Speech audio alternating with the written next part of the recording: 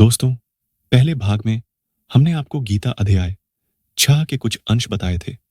इस भाग में आगे की बातों को जानेंगे। हे अर्जुन, जो लोग बहुत अधिक भोजन ग्रहण करते हैं या अल्प भोजन ग्रहण करते हैं, बहुत अधिक या कम नींद लेते हैं, वे योग में सफल नहीं हो सकते।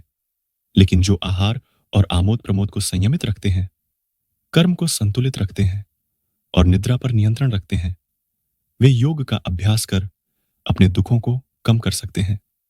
पूर्ण रूप से अनुशासित होकर जो अपने मन को स्वार्थों एवं लालसाओं से हटाना सीख लेते हैं और इसे अपनी आत्मा के सर्वोत्कृष्ट लाभ में लगा देते हैं, ऐसे मनुष्यों को योग में स्थित कहा जा सकता है और वे सभी प्रकार की इंद्रिय लालसाओं से मुक्त होते हैं। जिस प्रकार वायु रहित स्थान में दीपक की ज्योति झिलमिलाहट नहीं करती, उसी प्रकार से संयमित मन वाला योगी आत्मचिंतन में स्थिर रहता है। जब मन भौतिक क्रियाओं से दूर हटकर योग के अभ्यास से स्थिर हो जाता है, तब योगी शुद्ध मन से आत्म तत्व को देख सकता है और आंतरिक आनंद में मगन हो सकता है।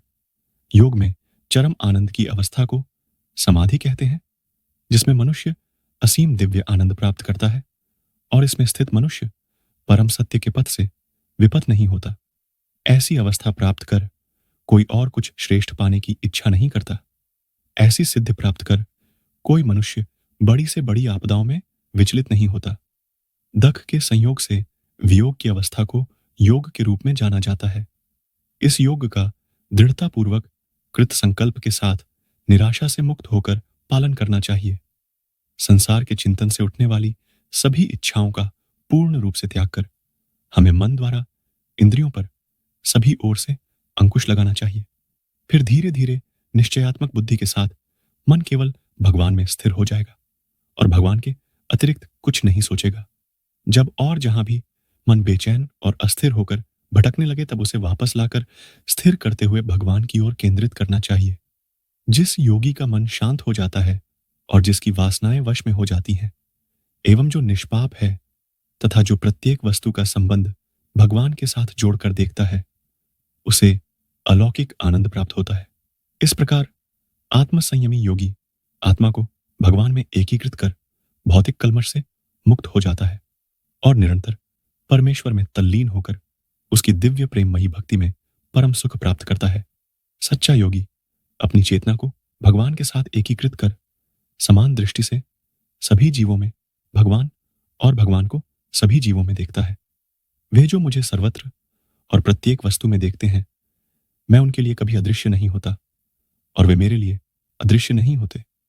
जो योगी मुझ में एकनिष्ठ हो जाता है और परमात्मा के रूप में सभी प्राणियों में मुझे देखकर श्रद्धापूर्वक मेरी भक्ति करता है, वह सभी प्रकार के कर्म करता हुआ भी केवल मुझ में स्थित हो जाता है। मैं उन पूर्ण सिद्ध योगियों का सम्मान करता हूं जो सभी जीवों में वास्तविक समानता के दर्शन करते हैं और दूसरों के सुखों और दुखों के प्रति ऐसी प्रतिक्रिया व्यक्त करते हैं जैसे कि वे उनके अपने हों। अर्जुन ने कहा, हे मधुसूदन, आपने जिस योग पद्धति का वर्णन किया वह मेरे लिए अव्यावहारिक और अप्राप्य है, क्योंकि मन चंचल है। हे कृष्ण, क्योंकि मन अति चंचल, अशांत, हठी और बलवान है, मुझे वायु की अपेक्षा मन को वश में करना अत्यंत कठिन लगता है। भगवान श्री कृष्ण ने कहा, हे महाबाहु कुंती पुत्र, जो तुमने कहा वह सत्य है। मन को नियंत्रित करना वास्तव में कठिन है, किंतु अभ्यास और विरक्ति द्वारा इसे नियंत्रित किया जा सकता है। जिनका मन निरंकुश है, उनके लिए योग करना कठिन है, लेकिन जिन्होंने मन को नियंत्रित करना सीख लिया है और जो समुचित ढंग से निष्ठापूर्वक प्रयास करते हैं, वे योग में पूर्णता प्राप्त कर सकते हैं। यह मेरा मत है। अर्जुन ने कहा, हे कृष्ण, योग में असफल उस योगी का भाग्य क्या होता है जो श्रद्धा के साथ इस पथ पर चलना प्रारंभ तो करता है, किंतु जो अस्थिर मन के कारण भरपूर प्रयत्न नहीं करता और इस जीवन में योग के लक्ष्य तक पहुंचने में असमर्थ रहता है।